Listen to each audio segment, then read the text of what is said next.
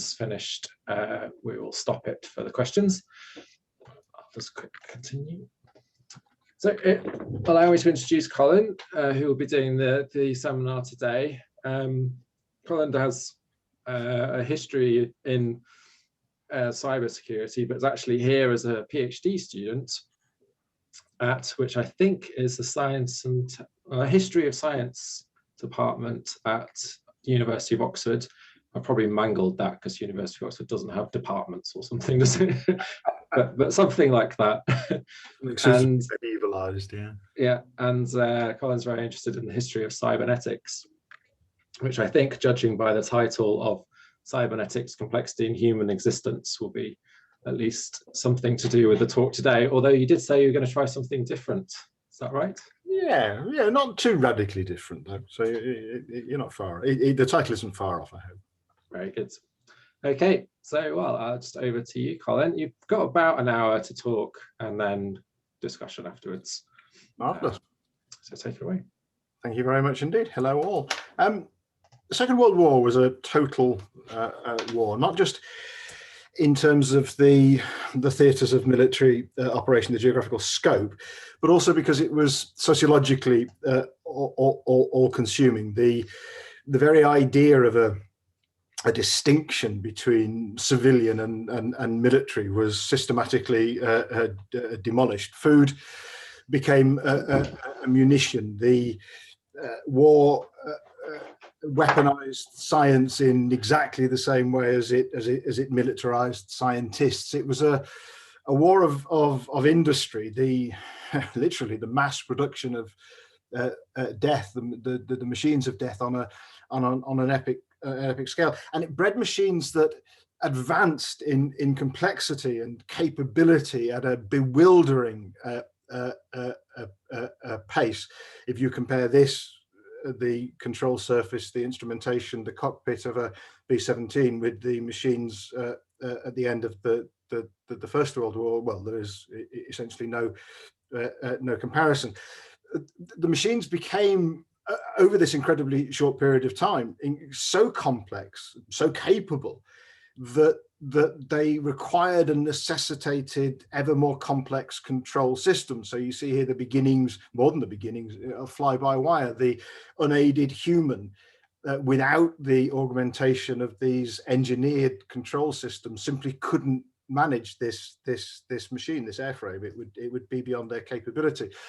And certainly by the end of the war, well, actually, arguably before, but the machines were flying so fast, they were so speedy that human cognition, unaided, was incapable of processing the sense data quickly enough to enable the human operator to track the gun, to predict the flight path of the aircraft, and therefore the human, even at this point, had to outsource a significant element of their cognition to a machine. The machine did thinking. Similarly, here, the speed of the aircraft meant that the human sensory system couldn't keep track, couldn't bring the searchlight to bear. So the sensory faculty was outsourced with dramatic and significantly successful results to a machine. The radar was coupled to the searchlight and therefore was capable of automatic tracking. And then, of course, it was not merely a logical extension, but it was a necessity to bring all of these component elements together, certainly again by the end of the Second World War, and you start to link the radar control, the sensorial capacity, with the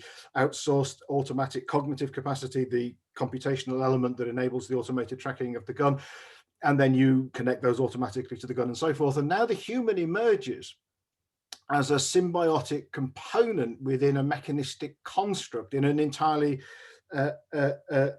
new way. The human is embedded in the system. And the first most obvious point, in a sense, is that unlike many previous machines, the point of the machine is not to deliver the human in order to satisfy a human need. The point of the human is to enable the machine to do whatever it is the machine's been determined to do.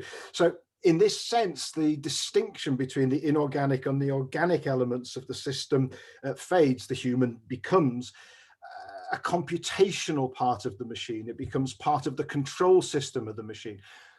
this kind of necessitates, certainly calls forth the beginnings of a new science, or the contribution to a new science. One of the primary exponents of the formalization of which is this chap, Kenneth Craik, who as early as 1943 signifies his own personal transition from philosophy to physiology. He's called a psychiatrist or a psychologist, but his principal interest is in the physiology of the human nervous system at this point, and he repudiates philosophical explanations, accounts of explanation, and turns instead to a materialist account in which the neurological system fabricates models of the world and stores them in some way in the neurological system. And a little later, he formalizes more specifically the idea of the human as, quote, a servo mechanism inside these complex systems.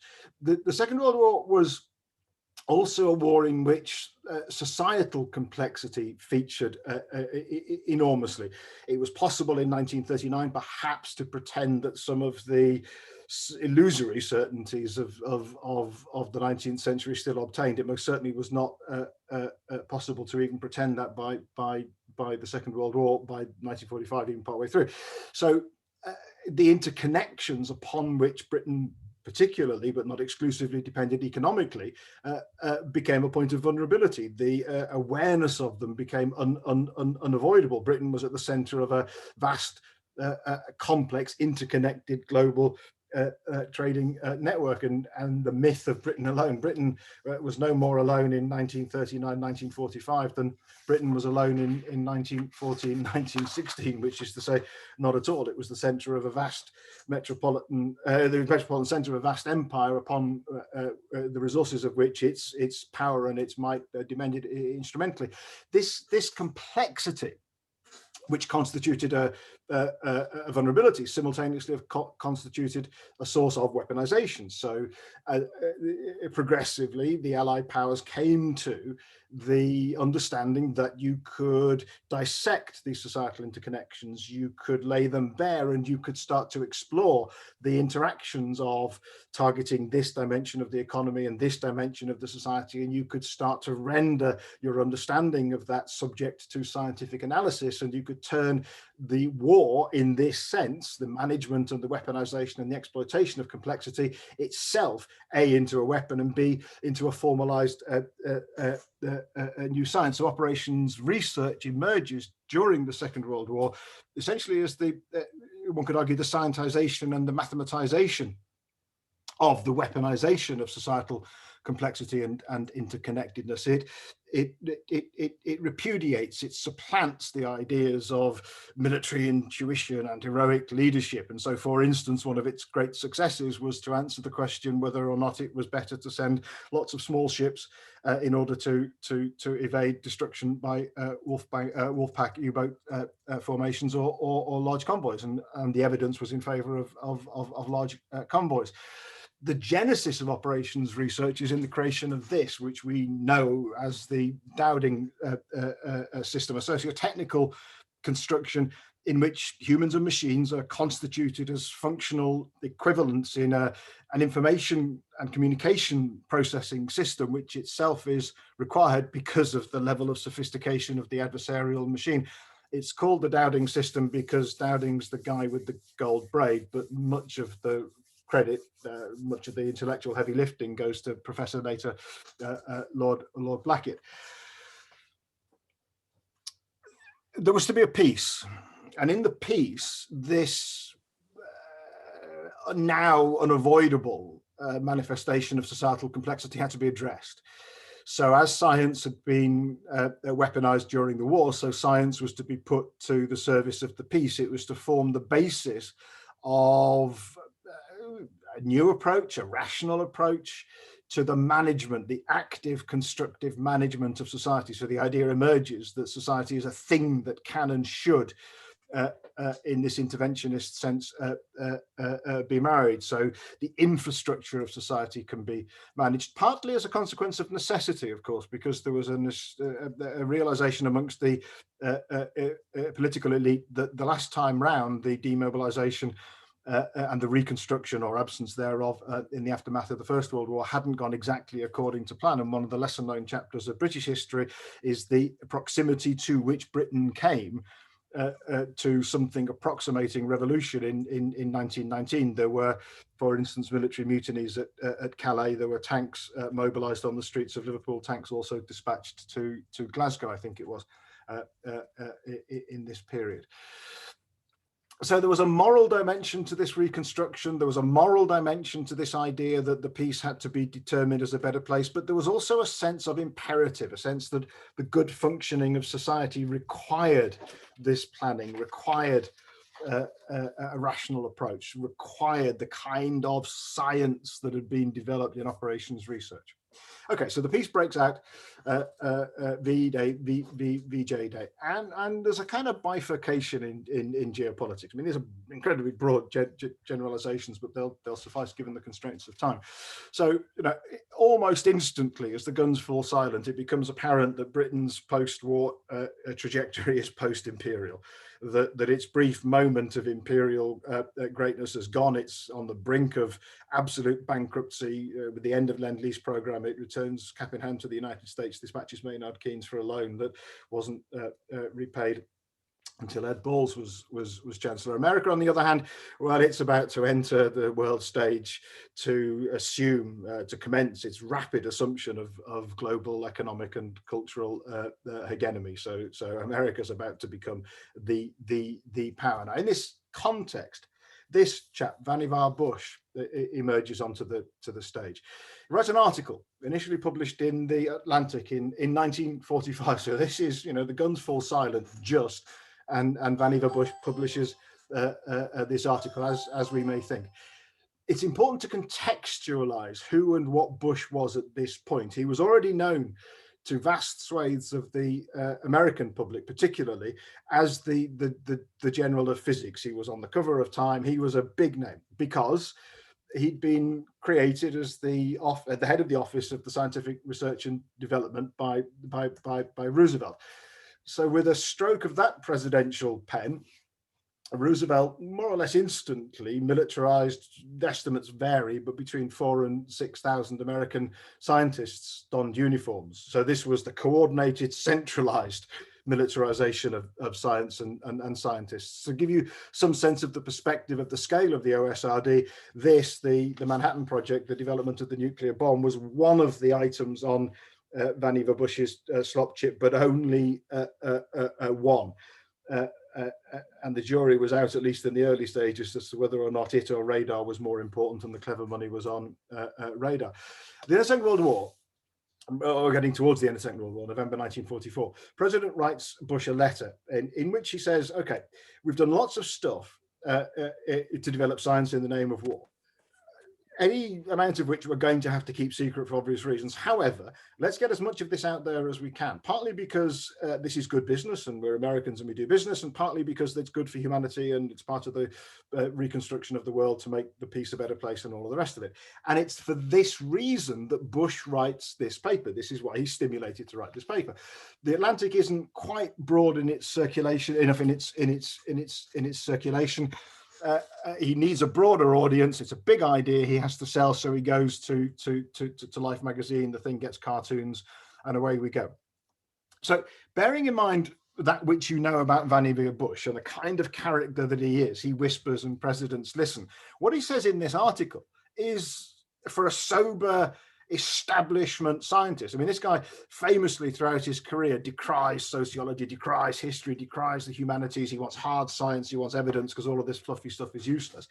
In this article, he says, quote, that humans have built a civilization so complex that he needs to mechanize his record. He's talking about existential complexity. He's talking about society reaching a point where it can collapse feasibly, conceivably collapse completely, irreversibly, under the weight of its own complexity. That the cause of the problem, the thing that needs to be remediated, is information, is access to information, is the flow of information, is the obscurity of information in vast piles of other information. And unaided, human cognition is insufficient unto the task. Therefore, humans need to outsource elements of their cognitive process before they perish in a conflict, and so on and so forth. So Bush imagines a machine, which he calls the Memex. he imagines that this machine will instantiate disembodied information that can associate itself according to its own logics, and wherein patterns of association will be created contingently, partly at the instantiation of the user of the machine and partly according to the internal logic of the process. If this sounds vaguely familiar, it should, because it's the conceptual underpinnings of hyperlinks. Vannevar Bush, in that sense, invented the web. Tim Berners-Lee codified it, but the idea came from Bush in 1945. So you'll store books, you'll store communications. It's the enlarged intimate supplement to the human memory. And although it was never built, it was imagined in the article to look something like this. You could transcode speech, you could transcode sound, therefore you could transcode light into the system, optical platters, you could write on them, and these buttons at the bottom with the FLPT, HR, ICR, you could touch them and they would encode links contingently, and you could recode the links. And it's all familiar stuff to us, and they'd be connected at the back end to arrays of machines that would interconnect, which sounds vaguely like the internet. Okay. There are two important senses in which Bush stands in a kind of direct line of inheritance to Charles Babbage. Partly that both of them had direct first-hand experience of machines that would mechanize mathematics, that would enable calculations to be performed using machines, but also because both of them were in touch with, and in a sense driven by, a sociological imperative to do with the complexity of society and the relationship of information to the complexities of society. Babbage was driven famously to the thought processes that led him to conceive of his machines by his frustration with the inaccuracies, notorious inaccuracies in the mathematical tables of his day. These mathematical tables were of economic and social significance. Human society in the 19th century had already reached a point of complexity where, in order to be able to function in it, you needed to abstract information from it in a mathematical way. And the reason that the British government funded Babbage was because they saw the utility. We have this sense of Babbage sometimes as this kind of eccentric countercultural figure on the margins of 19th century society, baying at the establishment who refuses to recognize his genius. Actually, it's not true. The government funded him to the hilt, and he could probably have got more had he himself not done everything he could, more or less, to dissuade them from continuing the funding. They were into this. They got it. They understood why this thing needed to happen.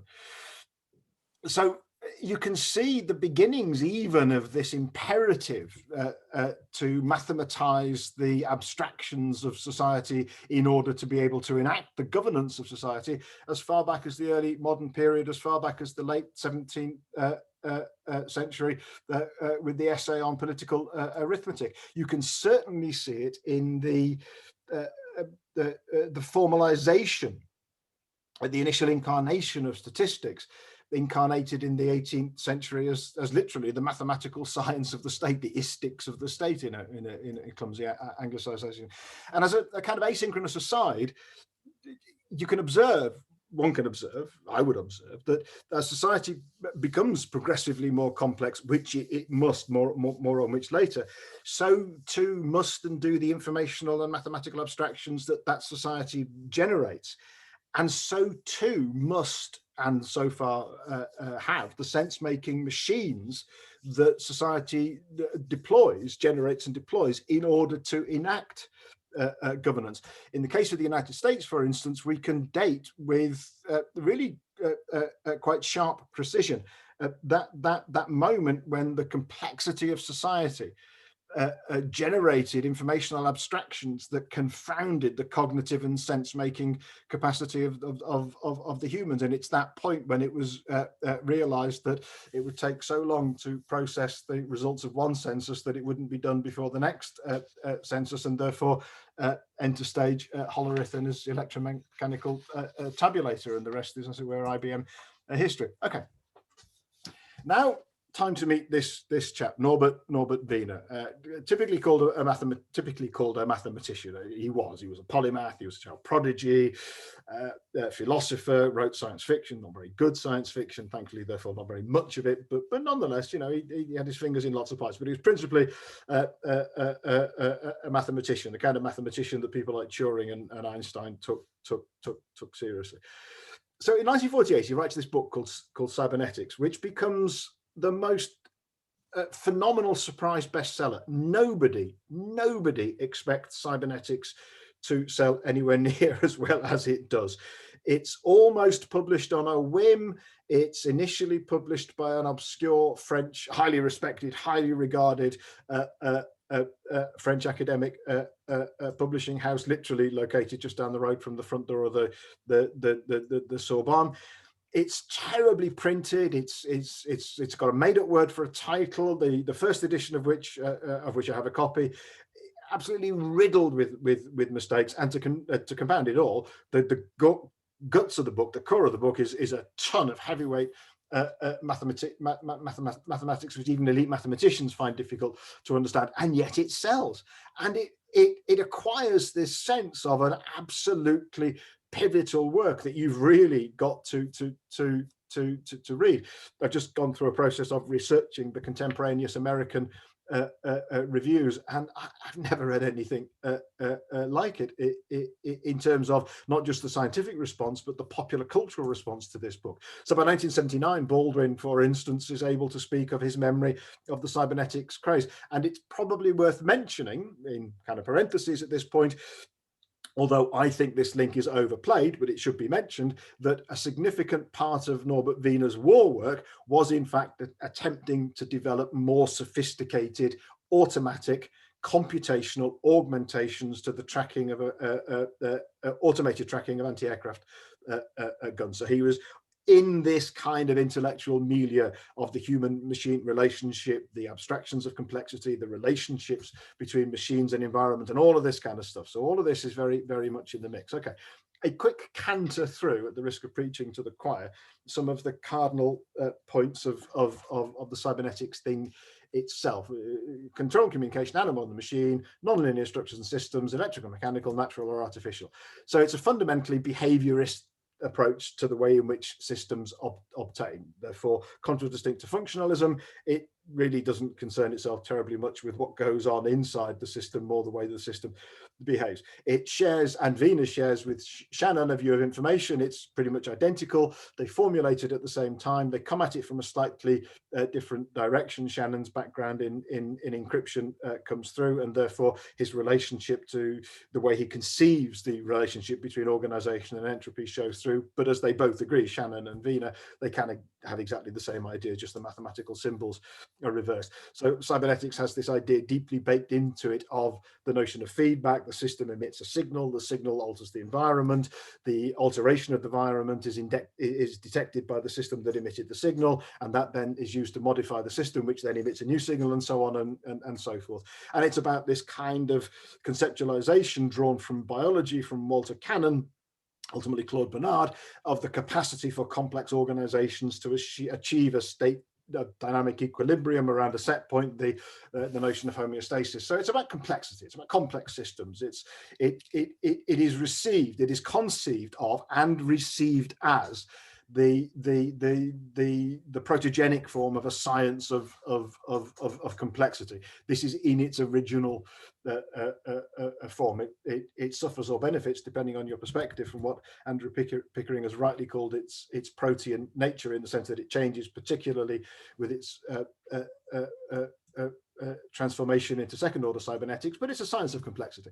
And it instantiates the idea of information both as a statistical property, essentially a binary statistical property within systems, and the capacity of this property to itself act as a mechanism of control, separate to the semantic burden, separate to the meaning, separate to the wraparounds that consciousness might give it, the mere presence of the impulse, the binary signal inside of a system acting in such a way as to enact control. Wiener, of course, is part of a broader intellectual milieu, and he's drawing directly on the heritage of this broader intellectual milieu. So for instance, and specifically, he's drawing on ideas that have been developed earlier in the early 1940s, in this case particularly by McCulloch and Pitts, which are starting to express in very clear and concrete terms their understanding that the human neurological system is essentially binary, that it functions essentially as a mathematical construct, and that you can therefore start to imagine that you can generate a mathematical abstraction, a mathematical model of the human neurological system that you can use to answer Ada Lovelace's injunction, plea, desire to formulate what she called in a letter to a friend, a calculus of the nervous system, which one can characterize as the mathematical expression of the model of the relationships between activity of the nervous system, operation of brain, occurrence of thought, and the experience of sensation. And at this point, and this is a point I'll return to, it is worth noting that insofar as cybernetics conceives of mind, which it does a great deal, and of thought, which it does a great deal, it does not conceive of these things as abstract processes. It conceives of these things as embodied processes, and processes which are expressed and instantiated systemically and in context and in environment. So you can see lots of different threads coming together by the early 1950s. So cybernetics is becoming a broader church, and you're starting to get a sense of the way in which they, the cyberneticists, think that this stuff might be instantiated. So they've got Turing's universal machine from that paper in the 1930s, and they're starting to think about how this could be used to embody, to constitute the material culture of the ideas that people like McCulloch and Pitts had formulated earlier. Von Neumann takes him up on it. He is part of the cyberneticist movement. He's a colleague and a collaborator with Wiener and McCulloch and all of the rest of them. And he uses these ideas to generate the idea of what we call the von Neumann computational architecture, which he articulates in the book published, I think published posthumously, but certainly written very close to the end of his life, the computer and the brain. And so because of all of this, we end up in a situation where we can start to think, as some do today, about notions of computational theory of mind, about there being an essentially isomorphic property of information, which means that it can be transliterated and translated and passed and communicated from different forms of system to different forms of system, because essentially the cognitive and sensorial mechanisms are essentially mathematically the same.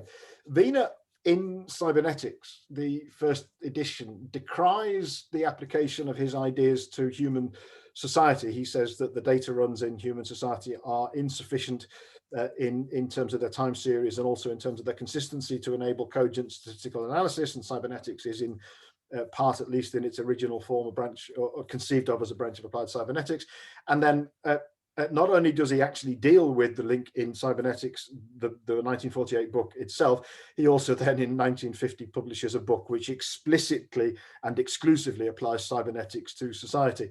I would argue that notwithstanding their separate iterations, they're essentially continuations of the same book. He started to write The Human Use of Human Beings literally pretty much as soon as he'd sent the manuscript of Cybernetics off to the publishers. They're essentially the same book, just two volumes. Final chapter of Cybernetics is Information, Language and Society, and it just kind of bleeds directly into the human use of human beings. And later editions make this connection explicit. And in The Human Use of Human Beings, Wiener develops this notion of information as a control system, not as a control mechanism, not just in engineered systems, not just in systems of human and non-human cognition, but in society as a whole. And this has an incredibly modern resonance to it. The notion that the thesis of the human use of human beings is that society can only be understood through a study of the messages and communication facilities which belong to it, and that in the future development, messages, communication facilities, these are going to become more and more and more and more important. McLuhan is here, and this kind of represents the first clue that one might have about the potential, the imminence of cybernetics to be picked up by the postmodernists and the post-structuralists, but that's a whole other conversation, which thankfully we don't have time for today. And of course, in the human use of human beings, Wiener explicitly resonates and picks up on this statement by Bush. Wiener and Bush know each other. They're part of the same sociology. They're part of the same crew. They're part of the same community. They rub intellectual shoulders and at times physical shoulders. So remember, Bush said that human society had reached the point of existential fragility and that it needed to automate cognition. And Wiener says in the human use of human beings that we are slaves of our technical improvement. We can no more return a New Hampshire farm to the self-contained state in which it was maintained in 1800 than we can by thought add a cubit to our stature. We have modified our environment so radically that we must now modify ourselves in order to exist in this new environment. We can no longer live in the old one. And he's talking specifically about the human use of electronic computers in order to augment cognition. So by 1951, Wiener pops across the pond, which he does regularly, and he gives a talk on the BBC about the second industrial revolution, that of the mind. So these characters that rock up and say, aha, I have discovered that there is a new industrial revolution predicated on the use of computers. Well done, you're about half a century too late. And I think he's onto something. You know, if you look at the broad trajectory of human history and the big kind of Bronowski generalization sense, humans do have form here. We do every so often instantiate a form of technology, Neolithic revolution, agrarian settlements, the printing press, language, generation of electricity, internal combustion engine, and we recreate the whole of society around them. And we can't go back once we've done it. We can imagine a world beyond the internal combustion engine, but not a reversion to a world before it. Wiener was part of a set of conferences when he wrote Cybernetics, the Macy conferences, 46 to 1953, a gathering of the American and to an extent the British great and the good. On the front row there, the singular woman is Margaret Mead, the anthropologist, who as a consequence of her involvement in the Macy conferences went on to do great things in anthropology. By the end of the conferences, such is the impact of Wiener's work and of cybernetics and of the cybernetics movement that it ignites, that the conferences have changed their name. They're now the Cybernetics conferences, which is how history knows them. And they're now explicitly about the exploration of the application of this idea of circular feedback mechanisms to biological and social systems. So it's about society. Okay. Before Wiener writes Cybernetics, and he writes it very quickly, in about a year, give or take. It's published in 48. He starts writing about a year before. Knowledge of electronic computers is more than in the air, that it's in the metal. So okay, nobody knows apart from the ultra select few. Nobody knows about the bomb or about Colossus, but they know about this. They know about ENIAC. And we know that they know about ENIAC because it's a big deal in the newspapers. It travels well. The interesting thing about this is the moment when Lord Mountbatten, of all people, breaks the news about ENIAC to the British reading public. Fascinating thing here is how far ahead, two things really, apart from the breaking of the news. One, how far ahead Earl Mountbatten is from the conventional orthodoxy, such as it was about computers in 1946, and in the sense that Mountbatten is thinking of computers in a societal context, and he's picking up on this idea of their capacity to transform human society in a way comparable to the Industrial Revolution. And the second is, which I've highlighted in yellow, that he knows Bush and he knows about Bush's work on the MEMEX, and he's riffing off that, he's chiming on that. So he's kind of getting this message, interestingly enough. So the London Illustrated News picks it up, and lots of nice pictures, and the whole Daily Mail manages to find a way to connect it to Yorkshire in good old-fashioned particularism. In America, and kind of we connect back a little as a parallel asynchronous aside to the earlier stuff. The machines are quite literally put to work incredibly quickly. So these are articles about the machine that IBM created, that it put on show in its New York headquarters, that it began to hire out on a bureau basis, and one notes that here we have the direct successor to ENIAC, UNIVAC, which is also the direct successor to Hollerith in exactly the same department of the federal government, being deployed for exactly the same reason on exactly the same sociological function, which is to say the sense making of the United States census as a consequence of the amplification of societal complexity. And here we have a situation in which UNIVAC outsmarts the humans in its sociological prediction. Eisenhower was not predicted to win the 1952 presidential election. Far from it. He was predicted to be trounced. Initially, the television network CBS suppressed the results of UNIVAC because it refused to believe them.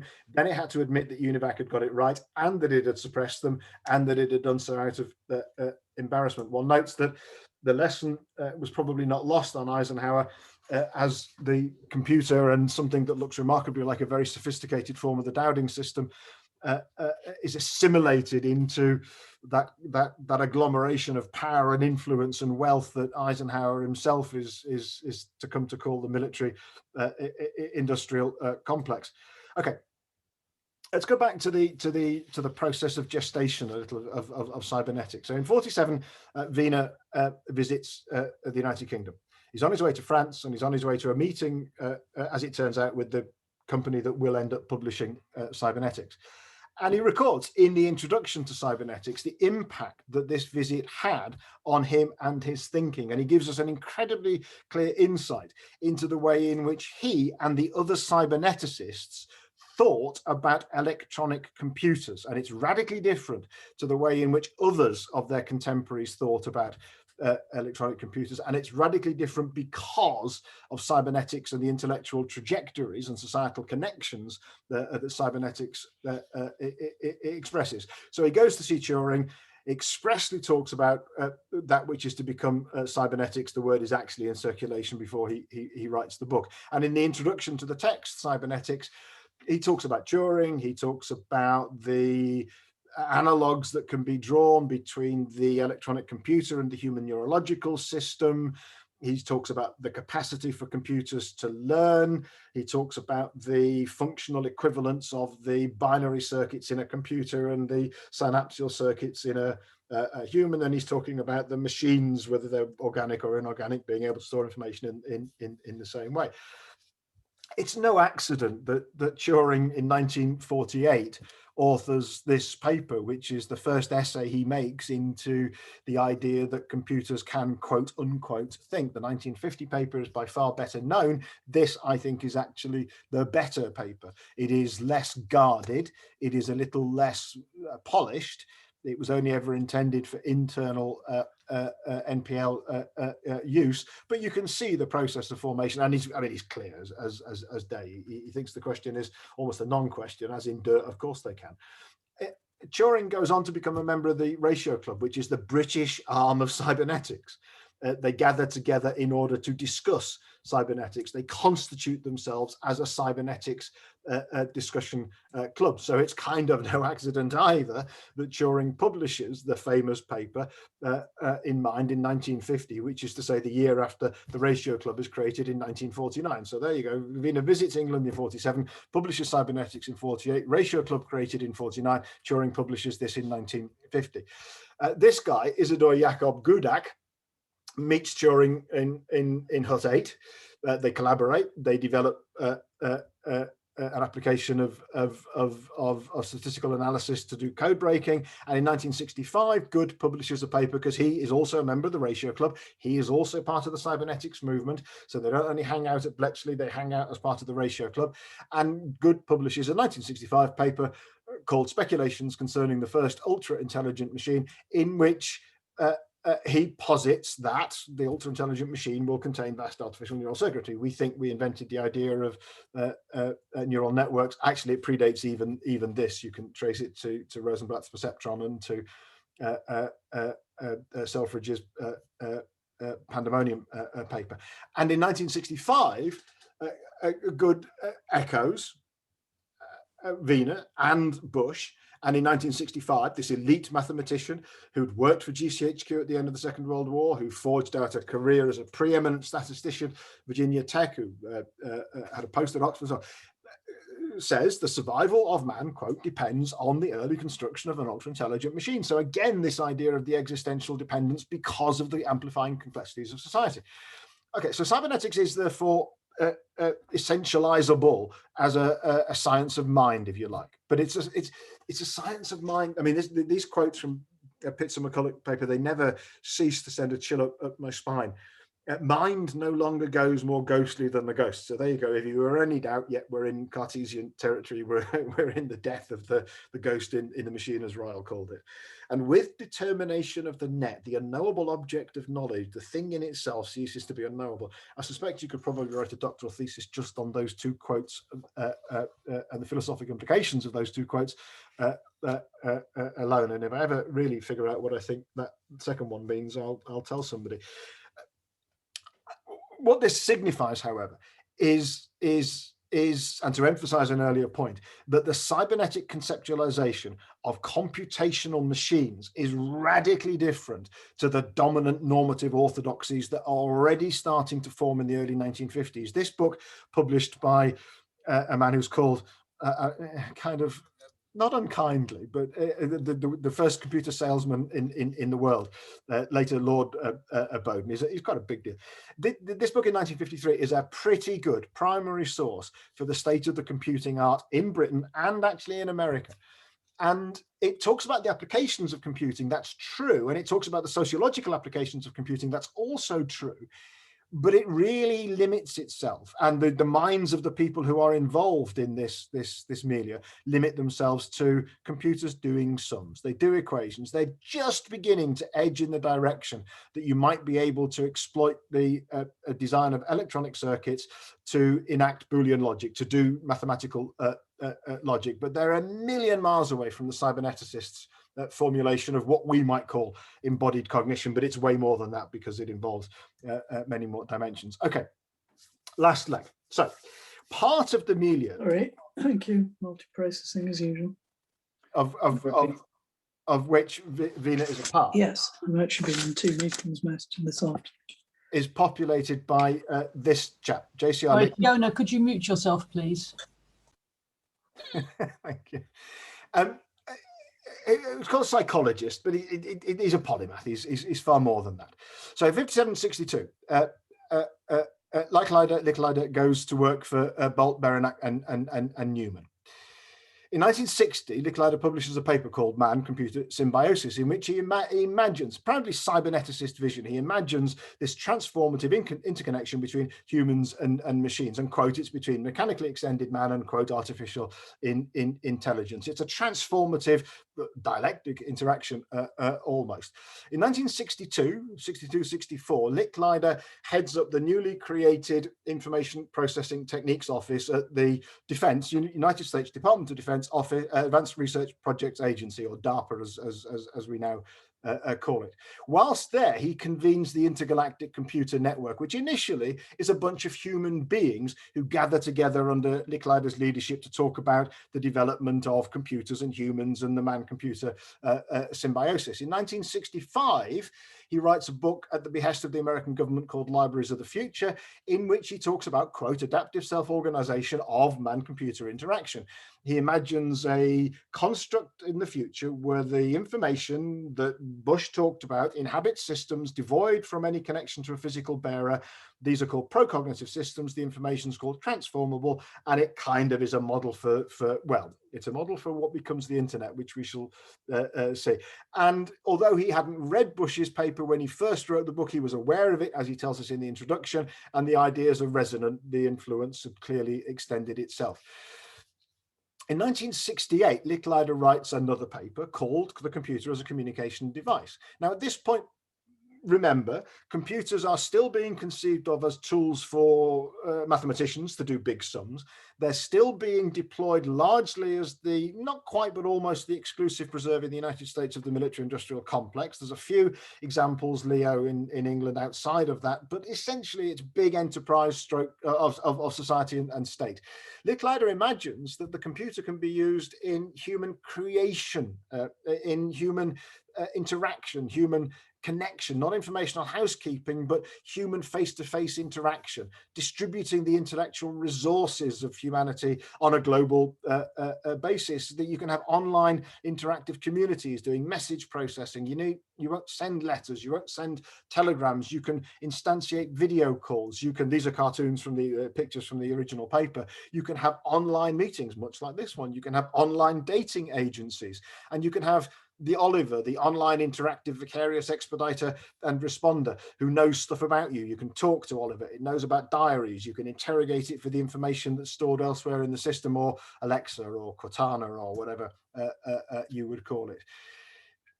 He imagines that we'll be able to communicate more effectively through a machine than face to face. Oh, the irony, he says, across Zoom. A startling thing to say, but our confusion. We believe we're entering a technological age in which we will be able to interact with the richness of living information as active participants in an ongoing process, and so on and so on. You can get copies of these slides. You can read not as you wish. Okay. Licklider has succeeded as the head of the IPTO by this chap, Bob Taylor. The influence that Licklider had on Bob Taylor is, amongst a certain very narrow group of people, quote unquote, legendary. He read the 1960 paper and it changed his life. It determined his professional, if not his personal life. He gave his mission, his purpose over to Licklider's vision. So he joins the Pentagon. He's got an office with 3 computers connected to 3 networks. He's got to log on to 3 systems separately. He thinks this is a really barkingly stupid idea. He pops across the corridor to see his boss, Charles Hertzfeld. No appointment, no paperwork, no memo, no business case, no justification. The meeting takes less than 30 minutes and he comes out with $1 million US to go off and make his idea happen.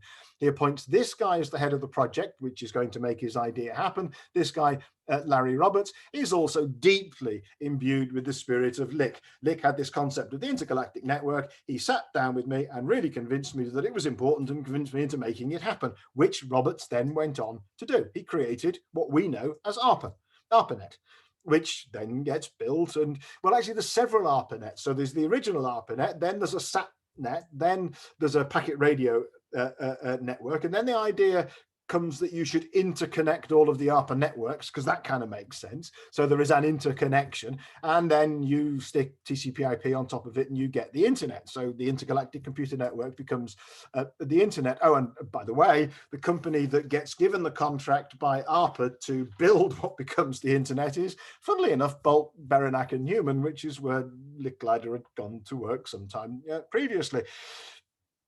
The reason for my money that the internet becomes the internet as we know it, the reason that it becomes capable of bearing the societal, sociological and human burdens with which we laden it, is because of Licklider, because of his profoundly cyberneticized vision.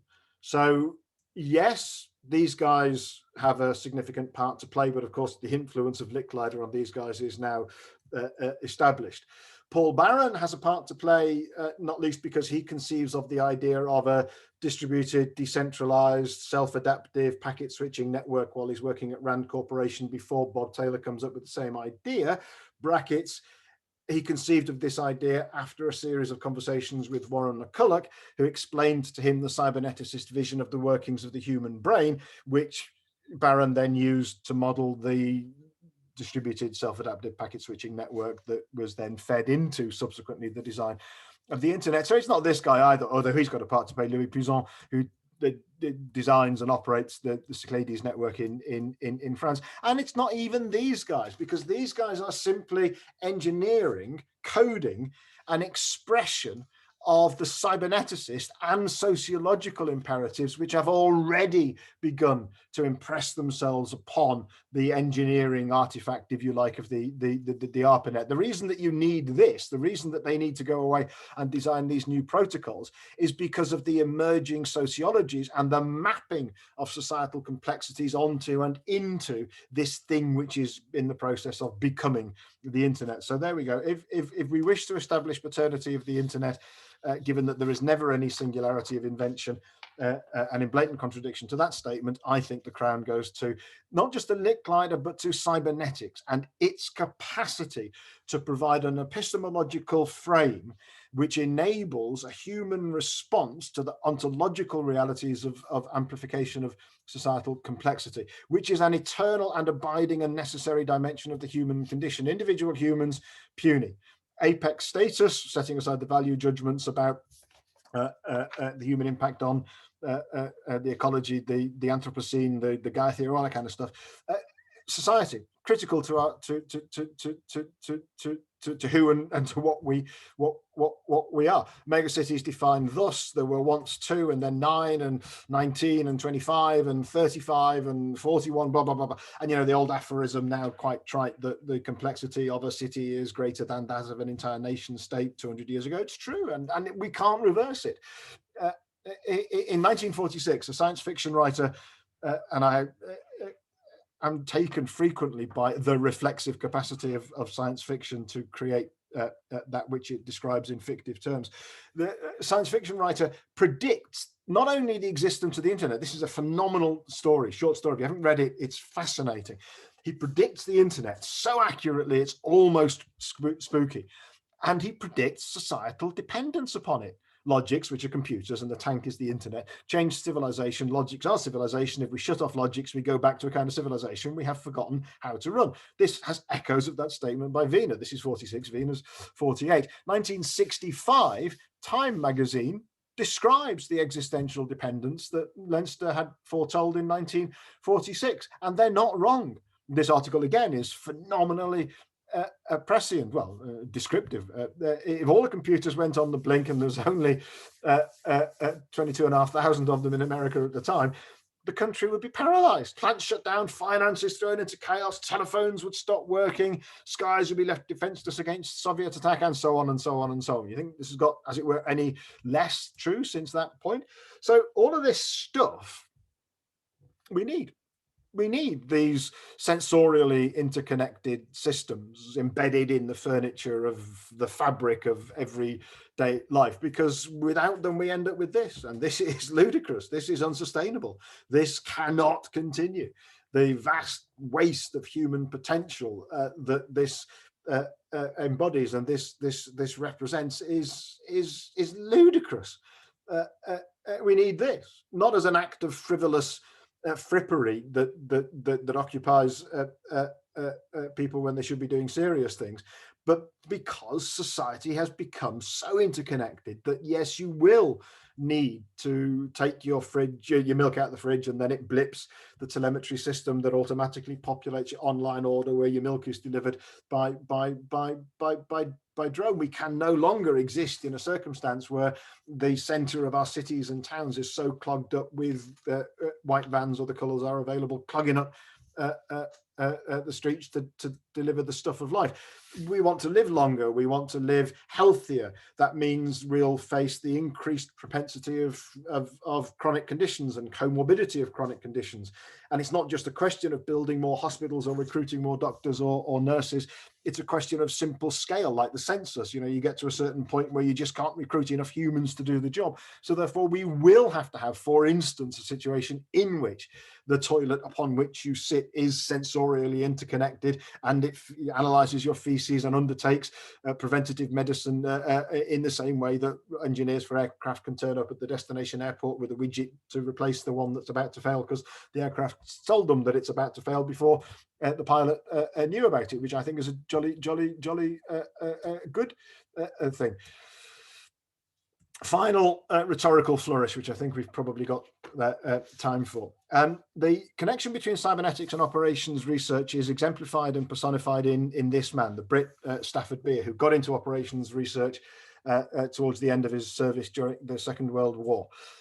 He then went on to create the Department of Cybernetics and Operational Research at what was called Cyber House in Sheffield. Still exists. It houses an insurance broker, or at least it did the last time I checked. There we go.